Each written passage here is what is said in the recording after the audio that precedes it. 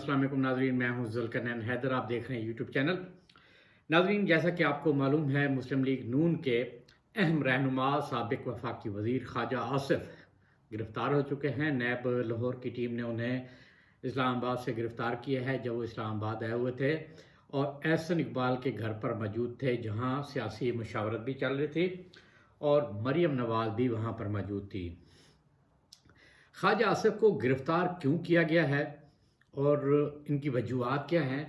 ख्वाजा आसिफ के ऊपर जो आमदन से ज़्यादा असासाजात बनाने के इल्ज़ामात हैं, उनमें हकीकत कितनी है और कितने असासे जो हैं वो ख्वाजा आसिफ के नाम पर हैं और किस तरीके से ख्वाजा आसिफ यानी दौलत बनाते रहे हैं और जिनकी नैब के बकौल के उनके पास वजाहत नहीं है कि ये आखिर उन्होंने असासे कहाँ से बनाए हैं। तो वो हमने तफसीलात इकट्ठी की हैं कि कितने असासे हैं और नैब लाहौर का इस हवाले से कहना क्या है। जो गिरफ़्तारी की वजूहात हैं वो हमारे तक पहुंची हैं, तो सोचा आप तक शेयर की जाए और आपको बताएं कि कब से कब तक इन्होंने कहां काम किया, कौन सी कंपनी है और किस तरीके से पैसे आते रहे। जिन इल्ज़ामात की अब तहकीकात जो है मज़ीद तेज़ बढ़ाई गई है, क्योंकि इससे पहले भी 3 मरतबा ये पेश हुए हैं, इनको नैब लाहौर की जानिब से बुलाया गया था। तो जनाब हम बढ़ते हैं कि ख्वाजा आसिफ की गिरफ़्तारी की जो बुनियादी वजूहात हैं वो हैं क्या। उसमें वो बताते हैं कि जी नैब ने एंटी मनी लॉन्ड्रिंग एक्ट 2010 की शिक नंबर 5 यानी बताया ये है कि जो मुल्ज़िम के ख़िलाफ़ नैब कानून NAO 1999 की शिक सेक्शन 3 के तहत तहकीकात की जा रही हैं और ये बताया गया है कि मुल्ज़िम ख्वाजा आसिफ ने मुबैना तौर पर अपनी आमदनी से ज़ायद असासाजात बनाए, जबकि असासाजात की नौयत, ज़राए और मुंतकली को भी छुपाया। उस पर यह बताया गया जी मुल्ज़िम ख्वाजा आसिफ ने 1991 में बतौर सेनेटर ओहदा संभाला, जो बाज़ मुख्तलिफ अदवार में वफाकी वज़ीर और अहम MNA भी रहे। अवामी ओहदा रखने से कबल 1991 में उनके जो मजमूई असासाजात की मालियत थी वो बताई गई है 51 लाख रुपए। तहम 2018 तक मुख्तलिफ ओहदों पर रहने के बाद उनके असासाजात 221 मिलियन तक पहुंच गए हैं, जो उनकी ज़हरी आमदन से मुताबिकत नहीं रखते। यानी 51 लाख कहाँ और 221 मिलियन। तो यकीनन इसकी जो मनी ट्रेल है ये नैब ने मांगी थी कि जी आप बता दें कि आपने पैसे कहाँ से कमाए हैं। इसमें उन्होंने बताया है कि जी मुलाजमत, उन्होंने जो ख्वाजा आसिफ साहब ने बताया भी था, दावा भी किया था कि मुलाजमत से 13 करोड़ रुपए एक फ़र्म है जो कि UAE की है, उसमें भी काम किया था और उसमें बतौर तनख्वाह जो है वो वसूल की थी। नैब का ये कहना है कि जो ख्वाजा साहब का ये दावा था उस हवाले से जब तहकीकात की गई तो उनका दुरुस्त साबित नहीं हुआ दावा, क्योंकि वो उस हवाले से कोई ठोस शवाहिद नहीं दे सके हैं कि इतनी बड़ी रकम जो है वो तनख्वाह की मद में मिली है।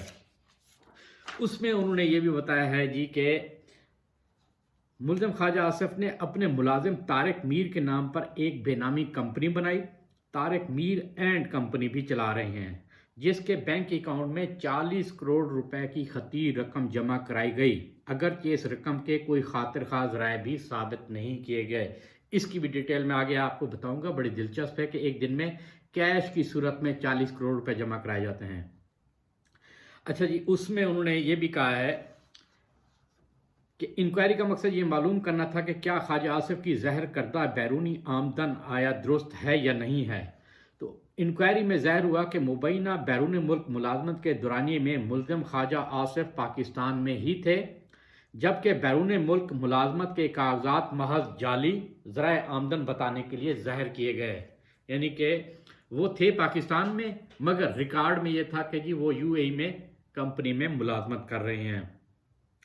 इसमें उन्होंने कहा जी कि उनसे भी बार बार पूछा गया और बैरून मुल्क मुलाजमत से हासिल आमदन का कोई भी कागजी सबूत जो है वो उन्होंने नैब को फराहम नहीं किया। ये नैब का कहना है।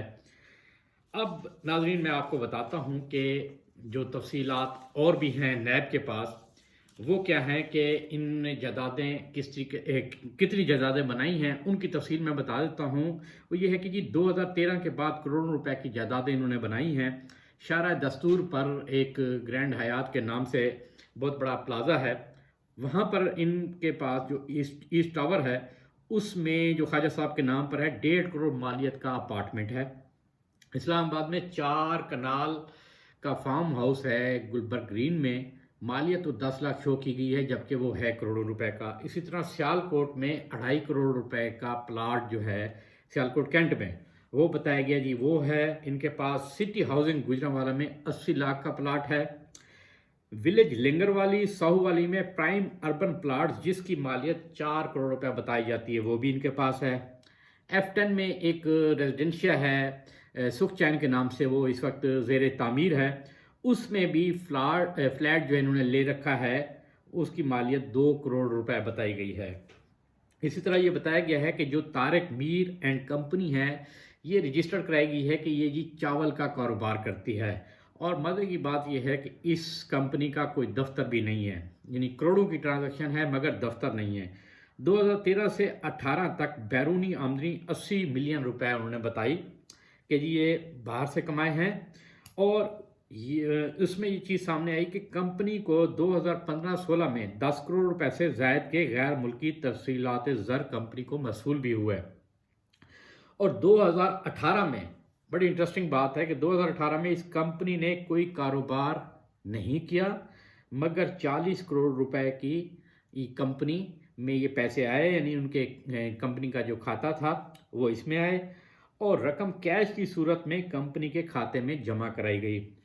2019 میں خواجہ آصف صاحب کے ذاتی اکاؤنٹ میں 2 کروڑ روپے کے کیش بھی جمع کرایا گیا ہے۔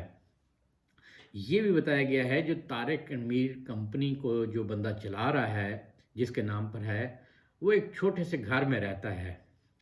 اس حوالے سے یہ تھے وہ نیب کے بنیادی سوالات جو خواجہ آصف صاحب سے کیے جاتے رہے، مگر نیب کا یہ کہنا ہے کہ خواجہ آصف صاحب نے ان جتنے بھی سوالات ہیں، جتنی بھی چیزیں ہیں، ان کے کوئی ثبوت وہ فراہم نہیں کر سکے ہیں۔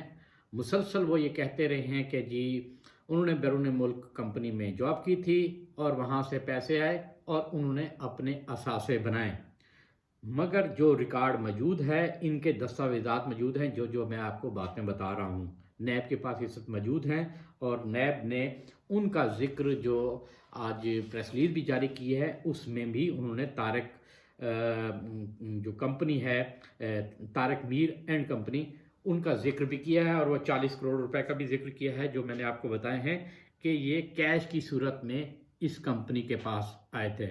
ناظرین یہ تھا وہ احوال، اب اسلام آباد میں ہیں مگر ان کو اب لاہور منتقل کیا جائے گا، ان کا جسمانی ریمانڈ لیا جائے گا، اور پھر مزید جو تفتیش کا سلسلہ ہے وہ آگے بڑھایا جائے گا۔ ناظرین سوچا کیونکہ یہ انفارمیشن اچھی تھی، اور پاکستانی لوگ جو ہیں خاص طور پہ اوورسیز پاکستانی وہ ہمارے جو سیاستدان ہیں معدوم پر رہے ہیں ان کے حوالے سے جاننا چاہتے ہیں کہ ان کی جائیدادیں کتنی ہیں، انہوں نے کیسے بنائی ہیں، تو جیسے باقی ہم نے سیاستدانوں کے حوالے سے بھی آپ کو آگاہ کیا، سوچا اس بارے میں بھی آپ کو آگاہ کیا جائے۔ انشاءاللہ آئندہ ایک نئی انفارمیشن کے ساتھ پھر حاضر ہوں گا، تب تک کے لیے اللہ حافظ۔